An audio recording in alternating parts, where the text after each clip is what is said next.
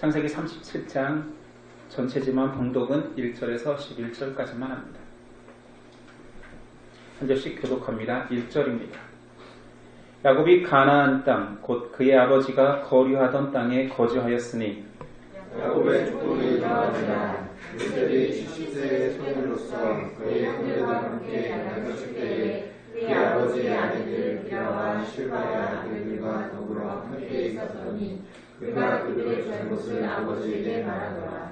요셉은 노년에 얻은 아들이므로 이스라엘의 여러 아들들보다 그를 더 사랑하므로 그를 위하여 채색옷을 지었더니 그의 형제들이 아버지가 형들보다 그를 더 사랑을 보고 그를 미워하여 그에게 편안하게 말할 수 없었더라. 요셉이 꿈을 꾸고 자기 형들에게 말하매 그들이 그를 더욱 미워하였더라.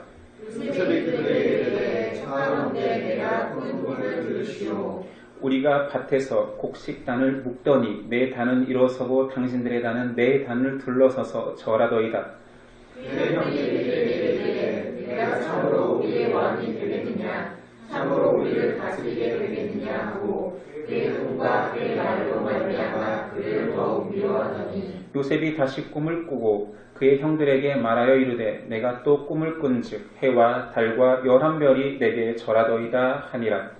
그가 그의 꿈을 아버지와 형들에게 말하매 아버지가 그를 꾸짖고 그에게 이르되 내가 꾼 꿈이 무엇이냐 나와 내 어머니와 내 형들이 참으로 가서 땅에 엎드려 내게 절하겠느냐. 함께 있습니다. 그의 형들은 시기하되 그의 아버지는 그 말을 간직해 두었더라. 아멘.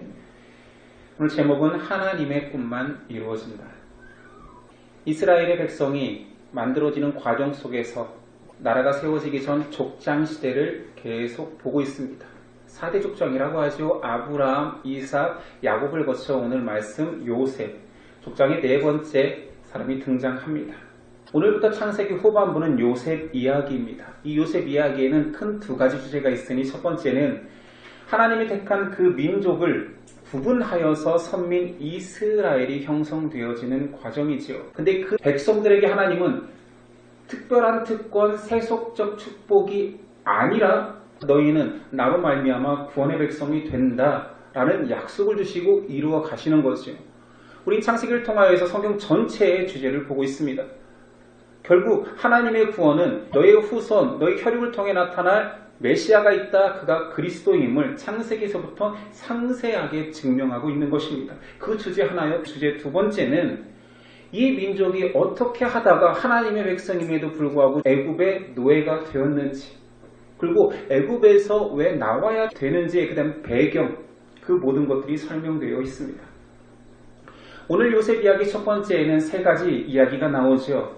아버지 야곱의 요셉 편애와 요셉의 꿈 이야기와 그로 말미암아 야기된 요셉이 팔려가는 장면입니다. 야곱은 요셉을 사랑하였습니다. 특별히 여러 아들들 중에서 편애하였다라고 성경에 대놓고 써 있습니다.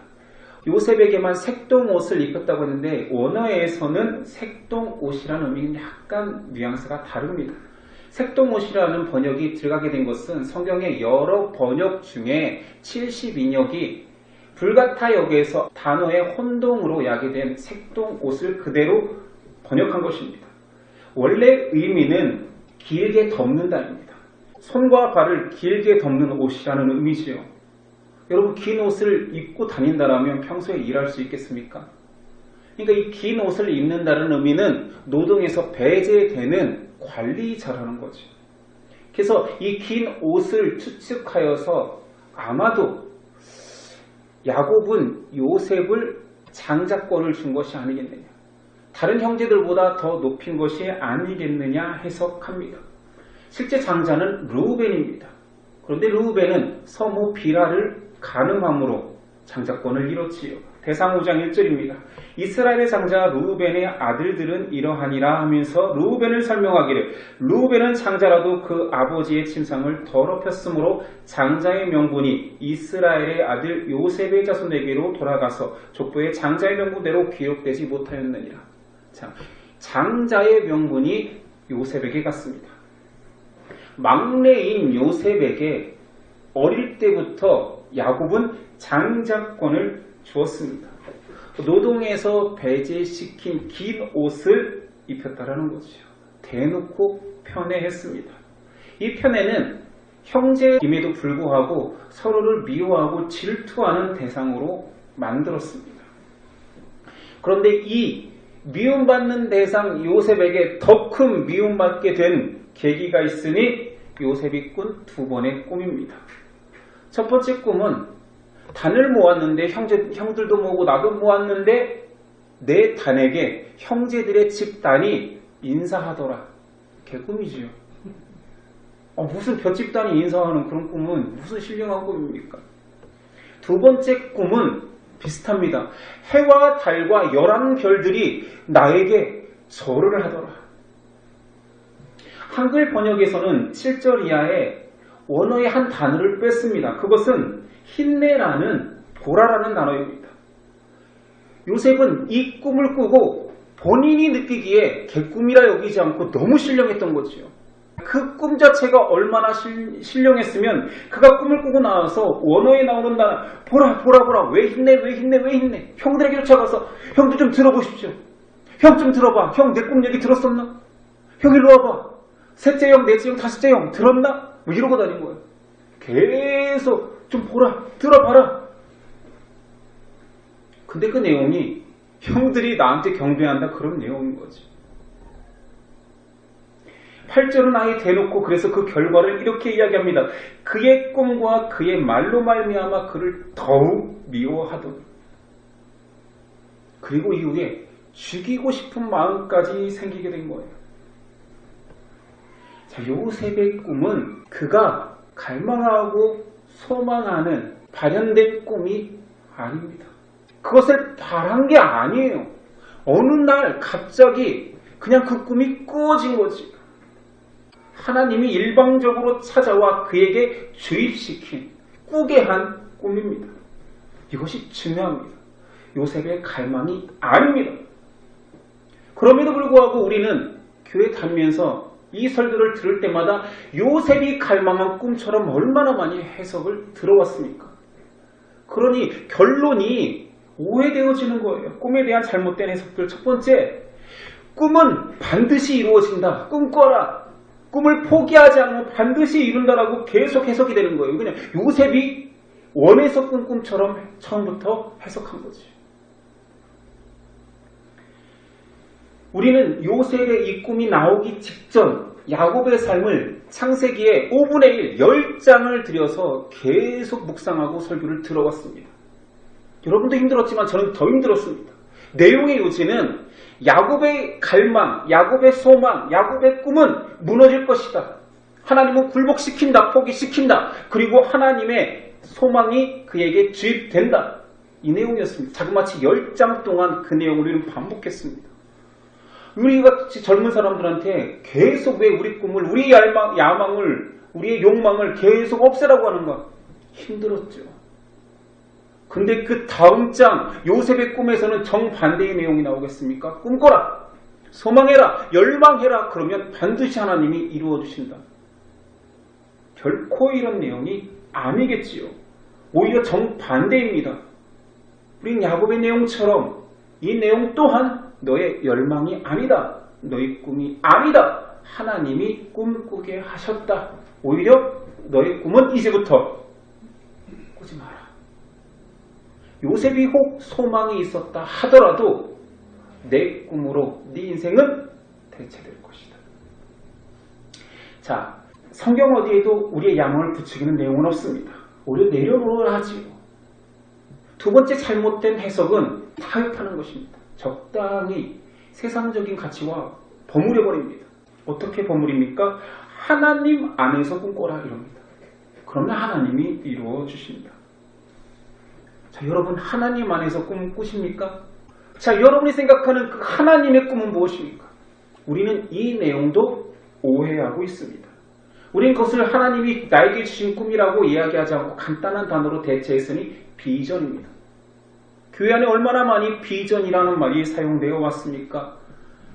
한국교회는 이 비전이 유행하던 때가 있었습니다. 정말 많이 사용하였죠. 저는 특별히 많이 들었습니다. 선교단체 있었기 때문에. 비전 한국, 성시와 비전, 밀레니엄 시작될 때는 비전 2001, 세계 선교 비전, 비전, 그때 유행하던 찬양까지 비전, 민족 복음화의 비전. 사실 민족 복음화의 비전은 저를 사로잡힌 20대의 화두였습니다. 그래, 이 땅을 성시화하자, 이 땅을 하나님께 드리자, 전 세계는 하나님의 것이다 뛰다가 아프리카 케냐까지 가서도 하나님의 나라를 완성하자 했으나 거기서 하나님이 저에게 주신 메시지는 너나 잘해. 좀 극단적인 메시지였죠. 그 간증을 여러분들이 잘 아니 말하는 것입니다. 너나 잘해. 저에게 하신 하나님의 메시지입니다. 전도는, 세계 선교는 내가 할 테니, 내가 했으니, 이루었으니 너는 내 말을 따르라. 너나 잘해. 순종해. 내가 꿈꾸던 그런 꿈은 꺾였다는 거지. 신앙인에게 필요한 것은 꿈꿔라가 아닙니다. 뭔가를 소망하라, 계획하라가 아닙니다. 오히려 정반대로 꿈 좀 깨라. 꿈 깨라. 제발 신자여, 네 개꿈 좀 버려라입니다. 왜 네 꿈이 이루어지지 않는다라고 나에게 와서 하소연하니 너에게 주입한 내 꿈은 차근차근 이루어지고 완성되어 가고 있는데 우리에게 이렇게 반문하고 있습니다. 너는 내 꿈을 꾸느냐? 내 꿈으로 인하여서 만족하고 있느냐? 내 꿈은 분명히 이루어진다라고, 그리고 이루어지고 있는데 왜 네 꿈 때문에 힘들어하고 있느냐? 하루하루 내가 준 소망과 꿈, 내 명령 앞에서 순종하고 감사하며 찬양하며 살 수는 없느냐 묻고 있지요. 하박국의 고백, 내 땅에 소출이 없고 양과 염소가 없어도 나는 여호와로 말미암아 기뻐할 수 있으면 안 되는 것입니까? 예수님의 팔복, 아예 복을 예수님은 가르쳐주고 가셨거든요. 근데 그 팔복에 가난해져라, 낮아져라, 고난당하라, 이것이 복이다. 어디에 내 꿈이 있단 말입니까? 성경 어디에 네 꿈을 펼쳐라 하나님은 이루신다라고 말해주십니까? 있으면 저도 좀 꿈꾸겠습니다. 근데 없거든요. 물론 그것은 여러분 잘못이 아니었습니다. 저 같은 이 자리에 서는 사람들의 잘못이지요. 목사는 한 교회 탑 리더입니다. 리더에 서면 어떤 압박감이 있냐면 리더는 비전을 제시해야 됩니다. 제시하지 않으면 무능해 보이거든요. 목사들도 탑 리더십에 있다 보니 있는 비전, 없는 비전, 아는 비전, 모르는 비전 다 끌어다가 제시하게 되는 것입니다. 왜냐하면 다 세속적인 관점으로 리더를 보니까. 한 해가 시작되면 비전을 걸어야 됩니다. 표. 올해 한 해 동안 이대로 살자. 성도 100명 만들고 비전 제시하지 않으면 무능하다라고 다 생각하니까요. 제가 교회에서 오랫동안 놀면서 교회 안에서 본 사람들을 한번 좀 극단적으로 묘사해 보겠습니다. 교회는 참 탁월한 사람들이 많습니다. 열심히 있는 사람들이 많습니다. 전도왕이 있지요. 왕입니다. 정말 전도에 인생을 걸었습니다. 근데 그 전도왕하고 이야기를 해보면 상식이 없어요. 봉사왕이 있습니다. 새벽부터 밤늦게까지 목사보다 더 헌신하는 봉사왕은 교만해요. 신방왕이 있거든요. 이 집 저 집 다 다녀요. 목사들보다 그 집 사정을 더 잘 알아요. 숟가락이 몇 개, 젓가락이 몇 개, 밥그릇이 깨졌네까지 다 합니다. 그런데 다니면서 뒷담화는 왕이에요. 이 집에서 한 소식을 저 집에서 전하고 저 집에서 소식을 이 집에서 전하고 이 집 저 집 막 다 섞고 이야기가 저 이야기고 막 이렇게 됩니다. 청년들은 괜찮은가요? 청년부 회장, 청년부 간사, 그들에게 성경 좀 읽어라 하면 기분 나빠합니다. 칭찬하지 않는다. 나의 헌신이 얼마나 큰데 왜 당신은 칭찬하지 않냐고. 반대로 보면 아무것도 안 하는 사람들도 교회 태반에 있잖아요. 왜 그렇게 교회 활동에 안 하십니까? 안 오십니까? 교회가 썩었대요. 교회가 썩어서 사람들과 섞이고 싶지 않대요. 어떻게 이렇게 똑똑하십니까? 그 모든 것들을 양산한 이유는 내가 살아있는 거지요. 나를 인정하는 가치를, 내가 귀하다는 가치를 교회에서 높여야 된다는 거지요. 나를 알아보라는 거지요. 내가 얼마나 의식이 깨어있는지 알아보라는 거지요. 교회 속에서도 세상의 기준과 자신의 가치로 다 달려가니 그 결과물 자체가 바로 욕망 덩어리입니다. 아무것도 안 해도 욕망은 크고 하면 할수록 욕망은 더 커지고. 우리는 어떻습니까? 그냥 개척할 때 아무것도 하지 마라. 그냥 말씀 보자. 베이직하자. 그랬더니 베이직도 안 하고 아무것도 안 해요. 맞죠? 기성교회의 단점은 다 알아요. 장점은 싹 까먹었어요. 요셉의 꿈을 사람의 욕망으로 바꾸지 맙시다. 요셉을 향해 형들이 한 조롱이 있습니다. 그 멀리서 형들을 보겠다고 왔는데 저기 요셉이 보이니 보라 저기 꿈꾸는 자가 오는도다. 한국교회 현수막에 꿈꾸는 자가 오는도다 얼마나 많이 붙은지 아십니까? 여러분도 봤지요? 그것은 형들이 요셉을 향하여 조롱하던 말이었습니다. 예수님도 이런 비슷한 조롱을 받았죠. 저기 나사렛 목수의 아들이 아니냐. 나사렛에서 선한 것이 나오겠느냐. 근데 저는 어디에서도 나사렛에서 선한 것이 나오겠느냐 현수막을 본 적이 없습니다. 조롱인지 이건 너무 분명한데 요셉의 조롱을 가지고 교회의 비전 제시로 꿈꾸는 자가 오는도다 다 꿈꾸십시오. 요셉은 꿈 잘 꾸어서 또는 꿈을 놓지 않아서 성공한 사람이 아닙니다. 오히려 꿈 때문에 인생이 꼬여버린 사람입니다. 하나님이 요셉을 벼랑으로 밀어붙이신 것입니다. 결국 요셉은 나락으로 떨어집니다. 첫 번째는 노예가 되었죠. 우리는 요셉을 생각할 때 항상 총리 요셉을 뒤에다 두고 지금 요셉을 해석합니다. 그러니까 노예여도 괜찮은 거죠. 노예여도 나름 호강했을 거라고 생각하는 거예요. 고대 사회입니다. 그냥 주인의 소유물이에요. 죽여도 아무 상관없어요. 그 다음에 빠진 것은 더 절망이거든요. 죄수가 됐습니다. 죄수는 사람이 아닌 것이 아니라 짐승보다 더 못한 취급을 받았습니다. 쉽게 표현하면 그냥 고대 사회의 죄인은 죄수는 생지옥을 경험하는 그런 자리였습니다. 다시 말하지만 요셉은 자신의 꿈을 자신이 계획하거나 갈망한 꿈이 아니었습니다. 요셉에게 일방적으로 꿈을 이식시키고 그 꿈대로 이끄신 분은 하나님이십니다. 이유가 있겠지요. 그의 꿈을 통하여서 주시고자 하는 하나님의 메시지가 있었던 거죠. 그게 최종 목적입니다.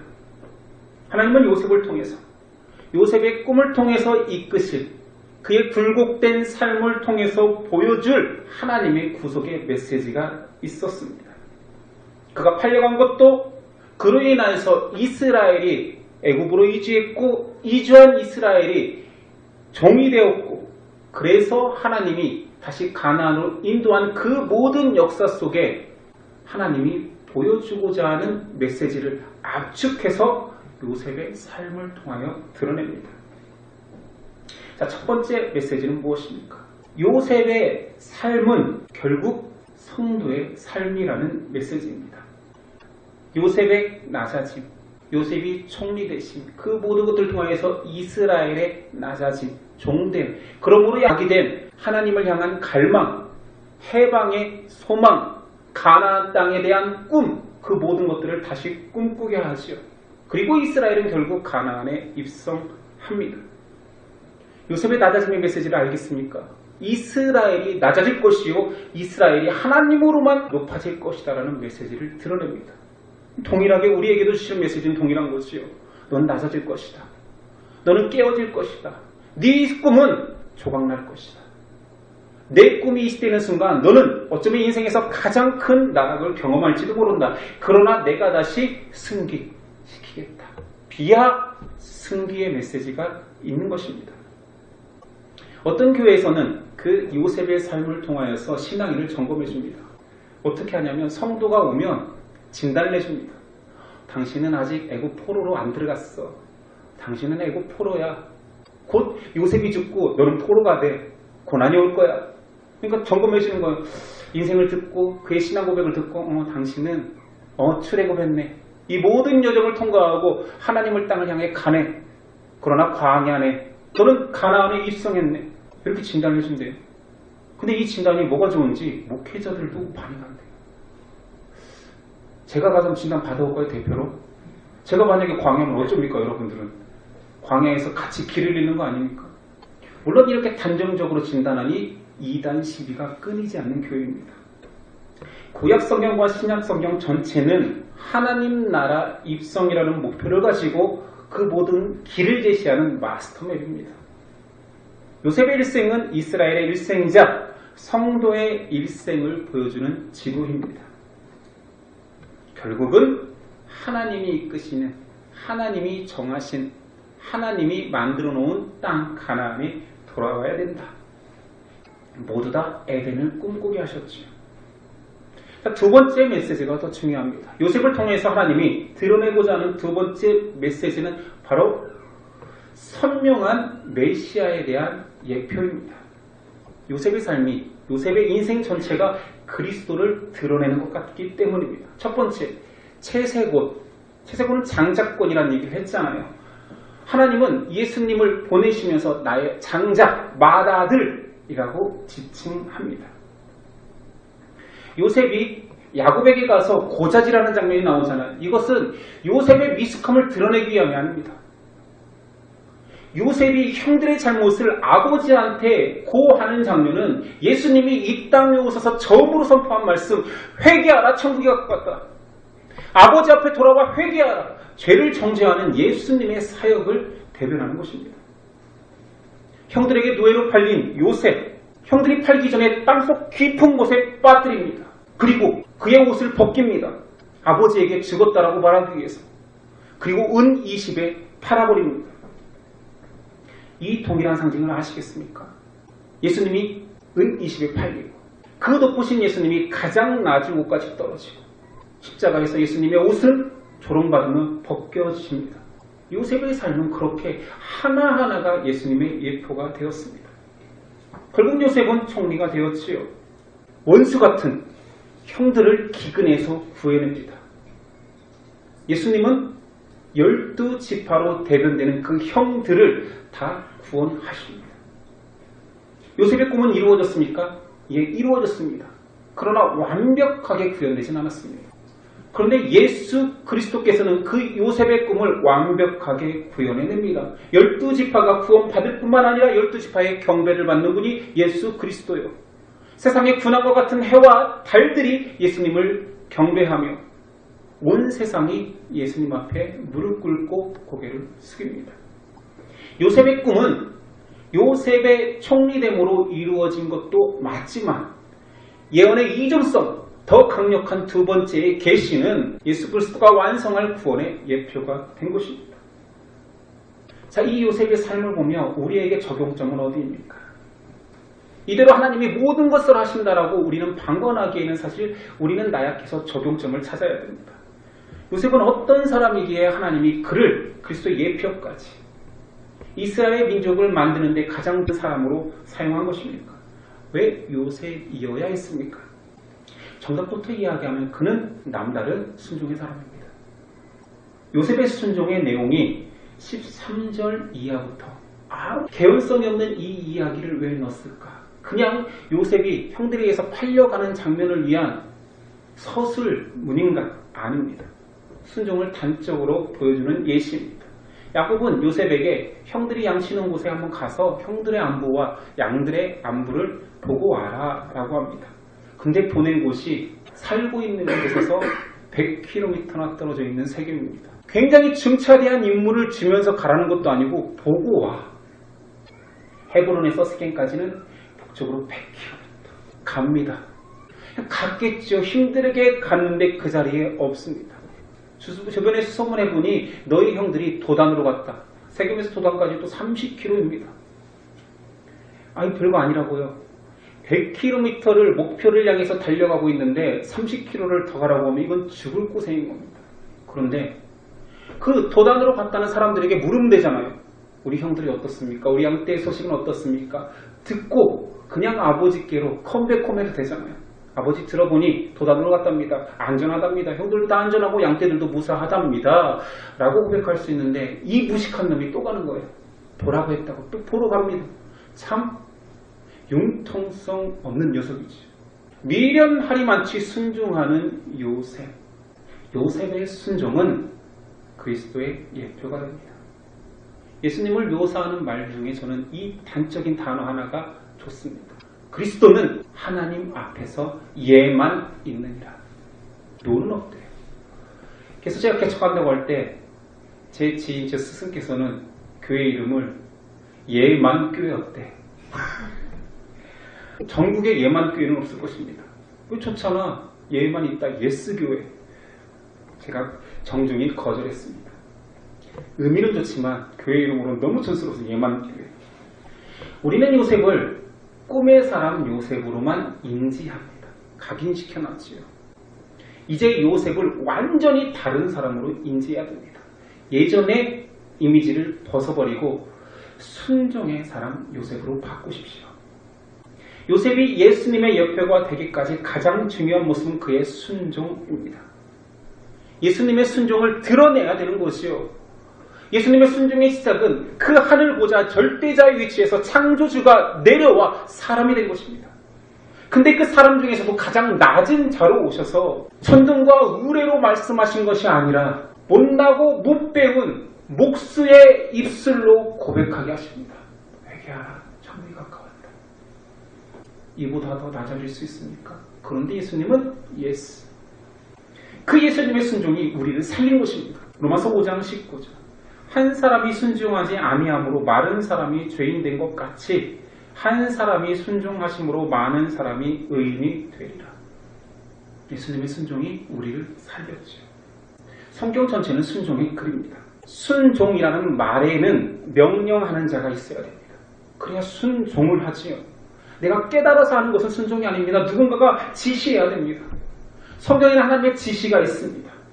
사람은 그 지시를 따라가는 거죠. 이것을 순종이라고 합니다. 너무 단순한 원리지만 이것을 읽는 거예요. 순종하겠습니다. 순종하겠습니다 하는데 메시지가 없어요. 순종을 지시하는 사람이 없어요. 그러면서 저는 순종한대요. 순종 훈련을 하고 있대요. 그에게 메시지가 없는데. 구약의 순종의 예를 볼까요? 성경은 순종의 이야기라니까요. 하나님은 노아에게 순종을 요구했습니다. 터무니없는 순종을 요구했죠. 나무를 베어 방주를 지으래요. 산에다 누가 배를 짓습니까? 모세의 불순종 앞에 하나님은 모세 너라 할지라도 가나안에 못 들어와. 모세의 불순종은 어마어마한 불순종이 아니었습니다. 단순히 돌을 명하여 물을 내라 했는데 돌을 쳤죠. 다윗은 순종의 대명사죠. 자신을 죽이려 하는 원수를 바로 앞에서 죽일 수 있는 사울을 죽이지 않습니다. 사울은 정반대지요. 너무 유능하고 멋진 그 사울을, 사람들이 칭송하는 그 사울을 하나님께서 뭐라 합니까? 순종이 제사보다 낫다. 너의 유능함이, 너의 탁월함이 내가 요구하는 순종을 이길 수 없다. 신약의 예는 단적인 한 사람만 보면 됩니다. 베드로의 콜링 장면 너무 독특합니다. 밤이 맞도록 그물질을 합니다. 베테랑 어부가 밤이 맞도록 밤새도록 그물을 던졌는데 예수님이 처음부터 물질하고 있을 때 이쪽으로 던져라 저쪽으로 던져라 훈수 두면 좋잖아요. 근데 날 새도록 물질 끝나고 들어왔는데 성경은 이 단어가 꼭 중요합니다. 다시 나가. 아니 이제 그물 접으려고 들어왔는데 다시 나가 그물을 던져라. 가장 순종하기 어려운 그때의 순종을 요구하신 하나님. 베드로는 순종했습니다. 예수님 탈란트 비유를 통하여서 작은 일이라도 순종해라. 하나님은 자신의 약속을 완성합니다. 우린 창세기에서 우리의 편견을 벗고 있습니다. 하나님의 계획이 완성됨에 있어 내 노력과 내 참여가 필수적인가? 아니라는 거지. 하나님은 어떠한 상황에서도 자신의 일을 완성하십니다. 하나님의 모든 계획은 그냥 하나님이 이루겠다 하면 이루어진 것입니다. 그냥 완성 형태입니다. 그러면 우리에게 원하시는 하나님의 태도는 무엇이냐? 참여해라. 영광에 참여해라. 왕의 개선 행진에 너도 들어와라. 하나님은 말씀을 완성하셨습니다. 그리고 순종하는 자를 참여시킵니다. 순종의 왕 예수 그리스도는 순종하는 제자를 찾으십니다. 이 시대의 성도들에게 요구하는 것은 그 순종입니다. 순종 훈련이지요. 성경은 너의 꿈을 이루어라. 네가 꿈꾸는 모든 것들을 하나님께 맡겨서 도움을 받아라. 절대자의 도움을 통해서 성취하라라고 말하지 않습니다. 저도 이 부분을 너무 많이 착각했고 이 부분을 깨워주는 사람이 없었기 때문에 많이 고생했지요. 많이 돌아왔지요. 꿈은 반드시 이루어지지 않습니다. 그 꿈을 하나님은 내려놓으라고 말합니다. 꿈을 바꾸자. 내 꿈으로 바꾸자라고 말하지요. 그 말을 정확하게 어떤 언어로 표현하냐면 순종해라. 요셉을 통해 그 메시지를 주시는 것입니다. 요셉이 순종했을 때 얻어진 것은 노예, 죄인이라니까요. 지옥의 삶이라니까요. 인생의 나락으로 떨어지는 경험을 한다니까요. 그런데 성경이 참 놀라운 고백을 다행히 적어놨습니다. 그 노예의 삶, 죄수의 삶을 형통이라고 기록해 놓았습니다. 창세기 39장 3절. 그의 주인이 여호와께서 그와 함께 하심을 보며 또 여호와께서 그의 범사에 형통하게 하심을 보았더라. 노예 때 말입니다. 창세기 39장 23절. 간수장은 그의 손에 맡긴 것을 무엇이든지 살펴보지 아니하였으니 이는 여호와께서 요셉과 함께 하심이라. 여호와께서 그를 범사에 형통하게 하셨느니라. 죄인일 때의 고백입니다. 그 형통의 요체는 하나님과의 동행입니다. 여러분 꿈 꾸시렵니까? 그 꿈은 어떤 꿈, 누구의 꿈입니까? 결국은 간략화시켜서 우리가 적용하는 적용점, 이 일은 하나님이 하신다니까요. 구원은 완성되었다니까요. 그럼 우리가 적용할 수 있는 하나님의 완성된 일 중에서 우리가 할 수 있는 유일한 적용점은 순종입니다. 또는 더 확대해서 순종 훈련. 하나님의 영광에 참여할 수 있는 자 순종 훈련하여라. 순종을 위해서는 메시지가 있어야 된다. 누가 무슨 순종을 요구하는지를 들어야 될 거 아니냐, 알아야 될 거 아니냐. 선배이직 후봉사, 선배이직 후헌신. 아니 말씀이 안 들리는데 무슨 세계 선교 나가? 그러면 저가 적골 당한다니까요. 케냐까지 갔지만 너나 잘해. 돌아가. 서울로 가. 제게 얼마나 충격적이었으면 돌아가. 서울로 가. 너나 잘해라는 메시지가 너 전도사도 하지마. 신학교도 포기로 들렸다니까. 여러분 무엇하고 계십니까? 무엇 하고 싶습니까? 신앙은 무엇입니까? 순종 훈련입니다. 다음 주에 제가 다음 세대 교육 특강을 하는데 예심 교육, 다음 세대 교육의 철학으로 가장 중요한 것을 성실 훈련, 성실이라는 주제를 잡았습니다. 그 성실에는 순종을 요구하는 자가 있고 그 순종을 따르는 자의 성실을 말하는 것입니다. 용어만 교육적으로 바꿨을 뿐이지 성경 메시지, 우리의 순종과 동일합니다. 베이직이 맨날 베이직, 또 큐티해라, 말씀 봐라, 기도해라. 이게 뭐가 중요하냐고요? 그게 전부입니다. 하나님을 모르면서 왜 우리의 일, 우리의 열심을 하려 하십니까? 요셉의 쓰임은, 예수 그리스도 그 귀한 분의 예표가 된 쓰임은 순종입니다. 우리 인생에서 우리가 갈고 닦아져야 되는 것은 우리의 모습은 날로 후패하나 우리 안에 있는 믿음을 통한 순종 훈련만 하나님께 영광 돌릴 수 있는 도구로 내어놓을 수 있습니다. 잘하였다 증성된 종아라는 칭찬을 받을 수 있는 거죠. 그 작은 일은 순종입니다. 순종할 이유를 묵상하십시오. 이것이 믿음의 기적이요 형통의 시작입니다. 기도하겠습니다. 주여, 우리를 순종으로 훈련시키시옵소서. 우리가 자청하지 않아도 우리를 성결한 자녀로 만들기 위해서 하나님은 우리 앞에 고난을 두실 것입니다. 우리에겐 벌써 요셉의 꿈이 이식되었습니다. 왜 이렇게 부담스러운 꿈을 우리에게 주셔서 예수님의 낮아지심을 담게 하고 요셉의 처참한 삶을 우리도 경험하라 하시니까 힘듭니다. 그러나 결국 낮은 산이 높아질 예수 그리스도의 영광에 참여케 하기 위한 하나님의 놀라운 은혜임을 고백하오니 하나님 우리를 붙들어 주옵소서. 우리를 홀로 두지 아니하시고 우리의 형통을 위해 하나님 동행한다 하셨사오니 하나님 우리를 붙잡고 우리와 함께 걸어가 주옵소서. 그 하나님을 신뢰하며 예수 그리스도의 이름으로 기도드립니다. 아멘.